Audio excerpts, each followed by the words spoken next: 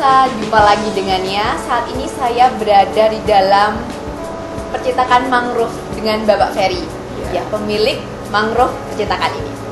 Nah, Bapak Ferry, kita tuh pengen tahu lebih dalam nih bagaimana awal usaha ini didirikan. Awal mulanya bagaimana?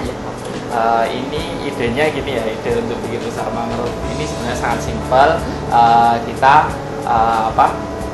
awalnya itu dengan prinsip ATM. ATM apa itu, Pak? Wah, itu amati, tiru, modifikasi. Jadi ide awalnya itu kita nggak harus bermeditasi dulu, kemudian wah mana ini usaha yang bagus, peluang usaha yang bagus apa, nggak perlu seperti itu. Kita meniru aja perusahaan yang sudah berkembang bagus itu seperti apa. Jadi kita belajar dari perusahaan-perusahaan lain yang sudah besar, yang bergerak di bidang percetakan, digital printing kayak gitu. Kemudian kita amati gimana sih alatnya butuh apa aja, kita tiru, kita beli yang sama, kemudian kita modifikasi di pelayanan seperti itu. Itu ide awalnya seperti itu. Jadi ide awal bisnis ini sangat simpel gitu, nggak harus kita meditasi, wah idenya apa, bisnisnya yang bagus seperti apa, nggak perlu seperti itu. Tapi kita tinggal lihat aja, oh itu ada usaha apa kok sukses, kita bisa nggak seperti itu. Kita belajar, kemudian kita akhirnya bisa. Jadi tadi amati, tiru, sama inovasi ya, modifikasi inovasi betul, gitu ya. Kemudian bagaimana sih sejarah mangrove ini? Sejarahnya kita tahun 2002 ya awalnya mangrove dibikin itu berasal dari 15 orang alumni SMA 1 Yogyakarta. Kita waktu itu ada keuntungan 600.000 dari ngerjain buku angkatan karena kita bisa cari sponsor SFC, GO, Primagama gitu. Kemudian kita mempunyai sisa keuntungan dari pembikinan buku itu 600.000. Kemudian kita rapat nih uang 600.000 mau buat apa gitu. Nah itu ada yang punya ide, ayo kita buat makan di Boyolali di Pizza.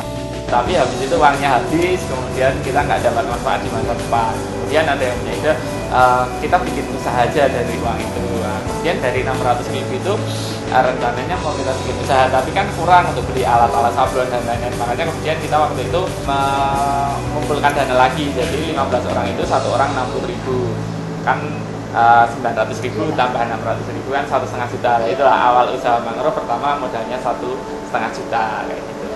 Kemudian dari uang 1,5 juta itu kita belikan alat-alat sablon. Kemudian kita mulai bikin stiker, bikin sablon kaos kayak gitu. Kemudian tahun 2004 ini mulai timbul apa ya, maksudnya kita udah mulai berkembang, kita bisa membeli mobil VW waktu itu kayak gitu. Kemudian wah ini sistemnya gimana nih bagi hasilnya kayak gitu, karena kan usahanya juga belum menghasilkan banget, udah mikirin bagi hasil lah. Kemudian kita rapat di Bandung, perjalanan 2 tahun itu kemudian udah nggak bisa kayak awalnya dulu, kompak itu nggak bisa karena ada yang mengejar impian, pengen sekolah luar negeri, pengen jadi PNS, mengejar impiannya masing-masing lah, pengen jadi penulis kayak gitu. Akhirnya kita rapat di Bandung waktu itu, kita tanyain satu-satu siapa yang pengen jadi pengusaha.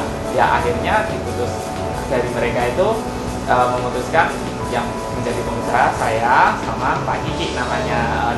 Akhirnya sekarang kepemilikannya saya sama Pak Kiki namanya. Jadi dari modal awalnya 1,5 juta, kemudian usaha bersama ya dari tahun 2002 ini. Iya betul, usaha bersama 15 orang. Kemudian sekarang sudah berapa cabang mangrove ini? Ada berapa cabang di Jogja? Mangrove sudah punya 3 cabang ya di Jogja. Ini mangrove Grafindo, Jalan Maijen Sutoyo, Joteng kayak gitu. Kemudian mangrove Grafika, Jalan Paris, KM4.